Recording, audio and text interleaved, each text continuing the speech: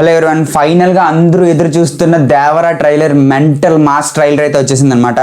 So ఈ trailer review వచ్చేసరికి ఈరోజు చేయబోతున్నాం. ఈ ట్రైలర్లో నాకు నచ్చినవి నేనేం అబ్జర్వ్ చేశానో అయితే చెప్పబోతున్నాను అనమాట. సో చాలా ఇంట్రెస్టింగ్ ఉండబోతుంది, వీడియో లాస్ట్ వరకు చూడండి.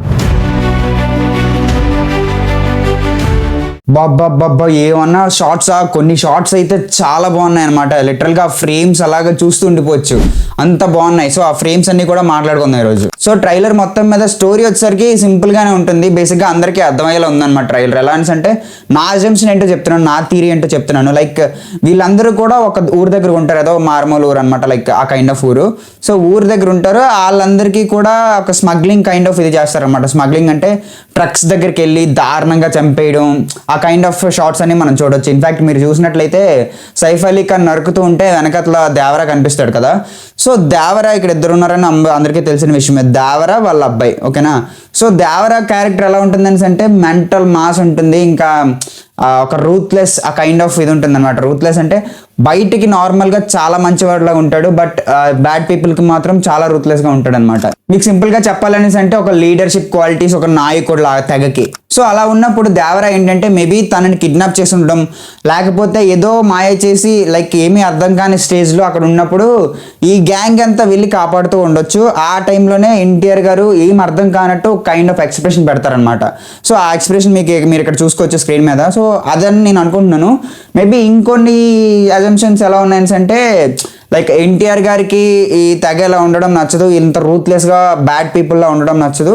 సో అందుకు అలా పెట్టారు ఎక్స్ప్రెషన్స్ అంటున్నారు, బట్ నేనైతే అలా అనుకుంటున్నాను అనమాట. మేబీ ఆయన కిడ్నాప్ చేసి ఉండొచ్చు, లేకపోతే ఎలా అయినా సరే మోసం చేసి అయినా సరే అక్కడ పెట్టి లాక్ చేసినప్పుడు ఈ తెగ వాళ్ళు వెళ్ళి ఆ ఎన్టీఆర్ గారిని కాపాడడానికి ట్రై చేసి ఉండొచ్చు. నాకైతే కొన్ని షార్ట్స్ బాగా నచ్చాయి అనమాట. ఏంటంటే లైక్ ఒక షార్ట్లో ఎన్టీఆర్ గారు ఇలా గొడ్డలకి అదే చెట్టుకేసి కొడతారనమాట గొడ్డల్ని. సో ఆ గొడ్డల ఫ్రేమ్ చాలా బాగుంది, ఆ హ్యాండ్ ఆ గొడ్డలు ఎలా ఉంటుంది చాలా బాగుంది ఆ ఫ్రేమ్ అయితే. అండ్ ఆల్సో షార్క్ సీన్ అది మెంటల్ మాస్ అని చెప్పుకోవచ్చు. ఇలా క్లైమాక్స్లో వస్తుంది దేవరా వాళ్ళ కొడుకు షార్క్ మీద వెళ్తూ ఉంటే చాలా బాగుంది అనమాట. అది ఇమాజిన్ చేసి ఉంటారు ఎవరు కూడా. లాస్ట్ టైం పోస్టర్లో కూడా మీకు మూన్ హాఫ్ షేప్ ఉండి హాఫ్ బ్లడ్తో ఫిల్ అయినంత ఉంటుంది కదా. సో అలా ఆ కైండ్ ఆఫ్ దానిలో ప్లాన్ చేశారు, చాలా బాగా వర్కౌట్ అయింది. బట్ కొన్ని సీన్స్లో మాత్రం అది CGI ఆర్ఎల్స్ గ్రాఫిక్స్ అని క్లియర్గా తెలుస్తుంది అనమాట. లైక్ దేవరా షిప్ మీద నుంచి దూకినప్పుడు అది కొంచెం తెలుస్తుంది, బట్ అంత పాయింట్అవుట్ చేసేలా ఏం లేదు, సినిమాలో అలా వెళ్ళిపోతుంది. సో అది నో ప్రాబ్లం అనమాట. బట్ కలర్ గ్రేడింగ్ అయితే మాత్రం చాలా నచ్చింది నాకు, చాలా బాగా చేశారు కలర్ గ్రేడింగ్. ఇంకా అవుట్ ఆఫ్ 5 నేను ఒక 3.5 అయితే ఇస్తాను అనమాట. ఇద్దరు దేవరాలు ఉంటారు, చిన్న దేవర పెద్ద దేవర అని అనుకుందాం. ఎందుకంటే ఒకళ్ళు ఫాదర్ ఒకళ్ళు కొడుకు అనమాట. సో ఫాదర్ క్యారెక్టర్ నేను చెప్పాను కదా ఇందాక, రూత్లెస్ ఒక లీడర్షిప్ క్వాలిటీస్ ఉన్న అబ్బాయి. సో అతనికి తిని పుడితే ఎలా ఉంటుందో అది కాన్సెప్ట్ అనమాట. లైక్ అతనికి ఒక అమాయకుడైన కొడుకు ఉంటాడు, ఆయన ఆ కొడుకు పుట్టేసరికి మేబీ వాళ్ళ నాన్న ఉండకపోవచ్చు. సో అందుకు వాళ్ళ కొడుకుకి ఒక కైండ్ ఆఫ్ నెగిటివ్ ఇంప్రెషన్ వచ్చేస్తుంది. సో మేబీ వాళ్ళ కొడుకు పుట్టిన దగ్గర నుంచే ఉండకపోవచ్చు, లేకపోతే వాళ్ళ కొడుకు పుట్టి కొన్ని రోజులకే ఒక 2-3 సంవత్సరాల ముందు అలా కొన్ని డేస్ ముందే ఏదో గొడవ వెళ్ళిపోవచ్చు, లైక్ ప్రజల కోసం అని చెప్పేసి సముద్రంలోకి వెళ్ళిపోవచ్చు. సో ఆ కైండ్ ఆఫ్ స్టోరీ కూడా నాకు అనిపించింది. సో అందువల్లనే వాళ్ళ కొడుక్కి భయం రావడానికి మెయిన్ రీజన్ ఏంటంటే ఒకవేళ చిన్నప్పటి నుంచి వాళ్ళ నాన్నతోనే పెరుగున్నట్లయితే వాళ్ళ నాన్న ఎంత ధైర్యంగా ఉన్నాడో సో అంతే ధైర్యం తెచ్చుకొని ఉంటాడు అనమాట. లైక్ అంతే బ్రేవ్గా అంతే సత్తాగా ఉంటాడు అనమాట చిన్న దేవరా కూడా. బట్ వాళ్ళ నాన్నతో పెరిగి ఉండడం నా అజంప్షన్. ఎందుకంటే అంత భయంగా ఉన్నప్పుడు వాళ్ళ నాన్నతో పెరిగి ఉండడం అనేసి మనం క్లియర్గా అర్థం చేసుకోవచ్చు. ఒకవేళ వాళ్ళ నాన్నతో పెరిగి ఉంటే అంత భయంగా ఉన్నాడు కదా.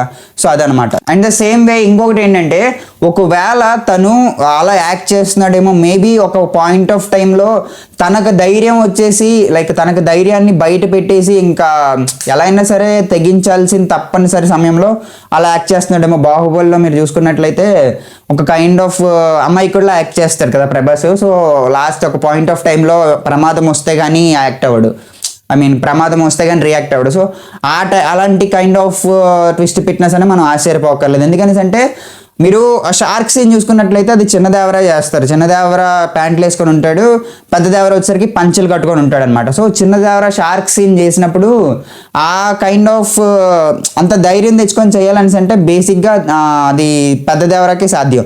సో ఆ అబిలిటీస్ అన్నీ వచ్చాయి. లైక్ అంత ధైర్యాన్ని కూడగట్టుకున్నాడు అనేసి అయితే మనం అర్థం చేసుకోవచ్చు.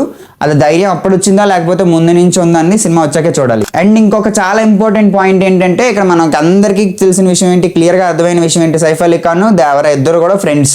సో ఆ ఫ్రెండ్స్ అయినప్పుడు మేబీ వీళ్ళిద్దరికి మధ్య ఈ క్లాష్ వచ్చి ఉండొచ్చు, లైక్ తెగ నా మాట వినాలి ఆ కైండ్ ఆఫ్ క్లాష్ వచ్చి ఉండొచ్చు, లేకపోతే ఈ స్మగ్లింగ్ అదే ఆపేయాలని దేవరా ఫైట్ చేయడం, లేకపోతే అలా ఆ కైండ్ ఆఫ్ క్లాషెస్ వచ్చి సైఫ్ అలీ ఖాన్కి ఈగో అనేది పెరిగిపోద్ది అనమాట. లైక్ ఆ కైండ్ ఆఫ్ ఈగో పెరిగిపోవడం మరల్స్ తన మీద నెగిటివ్ ఇంప్రెషన్ వచ్చేస్తుంది దేవరా మీద. సో తను ఎలా అయినా ఓడించాలని చెప్పేసి అలా ఒక ప్లాన్ చేసేసి దేవరాని సముద్రంలోకి తీసుకెళ్ళి ఉండొచ్చు.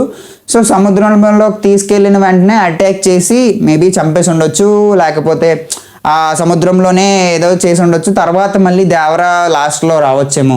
సో పార్ట్ 2 ఉంది కదా, పార్ట్ 1 ఎండింగ్లో ఎలాంటి ట్విస్ట్ పెడతారో దాన్ని బట్టి డిసైడ్ అవుతుంది అనమాట పార్ట్ 2. సో వాళ్ళిద్దరికి ఆ ఈగో క్లాష్ ఎందుకు వచ్చిందని అంటే మీరు ఆ ఫైట్ అవుతుంది, ఫ్రెండ్లీ ఫైట్ అని చెప్పుకోవచ్చు. ఫ్రెండ్లీ ఫైట్లో కూడా చూడొచ్చు సైఫ్ అలీ ఖాన్ అంటాడు అనమాట, నిన్ను చంపాలంటే వేరే ఆయుధం పుట్టాలనగానే కట్ చేస్తే ఇంకొక దేవరా వస్తాడు. సో అలా అర్థం చేసుకోవచ్చు అనమాట. లైక్ దేవరాని కొట్టేవాడే లేడు, కానీ దేవరాని కొట్టాలని అంటే తను నమ్ముకున్న వాళ్ళు తప్ప ఎవరు బయట వాళ్ళు కొట్టలేరు అనమాట. సో తనని నమ్ముకున్న వాళ్ళే వెన్నుపోటు పొడిచే ఛాన్స్ ఉంటుంది. లైక్ చాలా సినిమాలో చూసాం మనం, వాల్తేరు వీరయ్య అని చెప్పుకోవచ్చు. సో అలా ఆ కైండ్ ఆఫ్ స్టోరీ అనేది ఉండొచ్చు మేబీ. ఇక్కడ చిన్న దేవరాకి పెద్ద దేవరా మీద చంపేసేంత ఆరెల్స్ చాలా కక్ష ఉంది, చాలా పగుంది, బాధతో కూడిన పగుందని చెప్పడానికి వాళ్ళ మామతో అంటారు కదా, నీ కొడుకు వెళ్ళింది ఏదో పనికి కాదు పంతం కట్టుకొని వెళ్ళాడు అనేసి అంటాడు కదా. సో చాలా ఎమోషనల్గా అంటాడు అనమాట. ఎంత అంటే కోపం ఉంది కానీ వాళ్ళ నాన్న ఏమనలేక లైక్ ఆ కైండ్ ఆఫ్ ఇంప్రెషన్ ఉంటుంది. సో అలా అనమాట ఆ కైండ్ ఆఫ్ వేలో అంటారు కాబట్టి చాలా బాధ ఉంటుంది, చాలా పగ ఉంటుంది అనమాట. వాళ్ళ నాన్న చెప్పినా సరే వాళ్ళని పట్టించుకోకుండా వెళ్ళిపోయాడు అని ఆ కైండ్ ఆఫ్ ఇంప్రెషన్ ఉంటుంది. సో దానివల్ల కూడా చిన్న దేవరా ఏమో భయపడిపోవచ్చు, పిరికి వాళ్ళ మారిపోవచ్చు. ఇక్కడ నేను కొన్ని పాయింట్స్ చెప్పదలుచుకున్నాను. ఏంటంటే ఫస్ట్ వన్ వచ్చేసరికి వాళ్ళందరూ స్మగ్లింగ్ చేసి అవన్నిటిని తీసుకెళ్తారనమాట, అది ఒక షాట్లో కూడా చూపిస్తారు. సో అవి తీసుకెళ్లే ప్రాసెస్లోనే వాళ్ళు ఆ కెప్టెన్స్ అందరూ ఉన్నారు కదా, సో వాళ్ళందరినీ చంపుతుంటారు. దేవరా అక్కడ చూస్తూ ఉంటాడు, అది అందరికీ తెలిసిన విషయమే, కావాలంటే ఇక్కడ స్క్రీన్ మీద వేస్తా చూడండి. సో అలా అనమాట. అండ్ సెకండ్ పాయింట్ వచ్చేసరికి వాళ్ళిద్దరికీ క్లాష్ అవుతుంది కదా, ఆ క్లాష్ వచ్చేసరికి ఫ్రెండ్లీ క్లాష్ అయినా సరే అది కొంచెం పర్సనల్గా వెళ్తుంది అనమాట సైఫ్ అలీ ఖాన్కి. సో ఈగో అనేది పెరిగి నెగిటివ్ ఇంపాక్ట్ పెరిగి దేవరాని ఏదో ఒకటి చేయాలన్న కసి పెరుగుతుంది. అండ్ థర్డ్ వన్ వచ్చేసరికి చాలా ఇంపార్టెంట్ వన్, అక్కడ బోట్స్ అన్ని కాలిపోతుంటే మధ్యలో వాళ్ళ వెపన్స్ పట్టుకొని ఇలా ఒక అతను నిలబడతారు, అది ఎవరు అనేది చాలా పెద్ద క్వశ్చన్ మార్క్గా మారింది. మేబీ అది ఎన్టీఆర్ త్రిబుల్ రోలా అలా ఏమైనా ప్లాన్ చేశారా, ఏం ప్లాన్ చేశారు ఎవరికి అర్థం కావట్లేదు అనమాట. బట్ నేనేమనుకుంటున్నాను అనేసి అంటే మేబీ తను పెద్ద దేవర అయి ఉండొచ్చు అనమాట. ఎందుకంటే ఎప్పుడైతే తను అక్కడికి వెళ్తాడో లైక్ తన కొడుకు మాట తన ఫ్యామిలీ మాట కాదనకుండా వెళ్తాడో అప్పుడే ఫైట్ చేస్తున్నప్పుడు మీదేదో పడి ఎలివేషన్ కోసం వాడుండొచ్చు అనమాట. సో అది నా అజంప్షన్. లేకపోతే సైఫ్ అలీ ఖాన్ అవ్వచ్చు. సైఫ్ అలీ ఖాన్ మొత్తం కైండ్ ఆఫ్ మోసగాడిలాగా లేకపోతే వెన్నుపోటు పొడిచేవాడిలాగా ఇలా కప్పుకొని వెళ్ళి యుద్ధం చేస్తూ ఉండొచ్చు, అప్పుడు తీసిన షార్ట్ అయినా కూడా అవ్వచ్చు అనమాట. లేకపోతే ఏమో కొరటాల మామ ఏం ప్లాన్ చేశారో తెలియదు కదా, ట్రిపుల్ ఎంట్రీ పెట్టొచ్చేమో, దేవరా లాగా ఇంకొక వ్యక్తి ఎవరినైనా పెట్టొచ్చేమో చెప్పలేము. అండ్ ఆల్సో ఆ పర్టికులర్ రోల్కి క్యామియో ఎవరిదైనా పెట్టినా సరే ఆశ్చర్యపోవాల్సిన అవసరం లేదనమాట. క్యామియో లైక్ ఆ పర్టికులర్ ఫైట్కి ఎవరైనా వస్తే మాత్రం ఏమో మేబీ రావచ్చేమో, లైక్ వేరే కైండ్ ఆఫ్ వేరే తెగ నుంచి ఎవరైనా ఒక పర్సన్ రావచ్చేమో, అదే లాస్ట్లో లింక్ చేయొచ్చేమో, చెప్పలేం కదా. లైక్ కొరటాల మామ ఏం ప్లాన్ చేశారో ఎవరికి తెలియదు, 2 పార్ట్స్ ఉన్నాయి కదా. సో అంది. And last one important one ఏంటంటే దేవరాని ఇక్కడ మీరు చూసుకున్నట్లయితే దేవరాని కానీ వాళ్ళ కొడుకుని కానీ వాళ్ళ వంశాన్ని మేబీ వాళ్ళిద్దరూ ఒక్కటే రూపంలో ఉన్నారు కదా, సో వాళ్ళ వంశాన్ని షార్క్తో కంపేర్ చేశారనమాట. షార్క్ రిఫరెన్స్ తీసుకున్నారు. మీరు ఫస్ట్లో చూసుకున్నట్లయితే దేవరా కైండ్ ఆఫ్ షార్ట్ వచ్చినప్పుడు షార్క్ ఇలా ఎగురుతుంది, దేవరా కూడా కట్ చేస్తే దేవరా ఎగురుతాడు, షార్క్ ఎగురుతుంది, కట్ చేస్తే దేవరా ఎగురుతాడు. సో ఆ వైబ్ వచ్చినప్పుడు ఆ షార్ట్ వచ్చినప్పుడు మనకు అర్థమవుతుంది. అండ్ ఆల్సో లాస్ట్లో కూడా చిన్న దేవరా షార్క్ మీద నుంచి ఎగురుతాడు అనమాట, షార్క్తో పట్టుకొని ఇలా ఎగురుతాడు కదా. సో ఆ రెండింటిలో చూసుకున్నట్లయితే షార్క్ రిఫరెన్స్ తీసుకున్నారు. సొర చేపకి బేసిక్గా ఏమంటే ఇష్టం, బ్లడ్ అంటే ఇష్టం అనమాట.